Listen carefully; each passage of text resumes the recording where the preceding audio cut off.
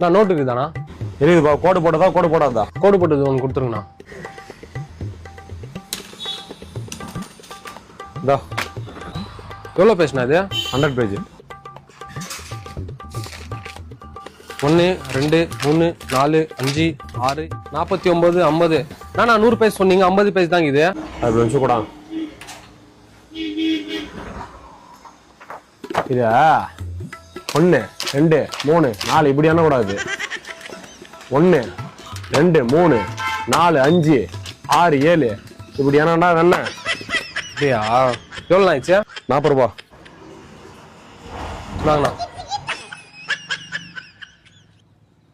என்னடா 40 ரூபாய் 20 பாத்துற?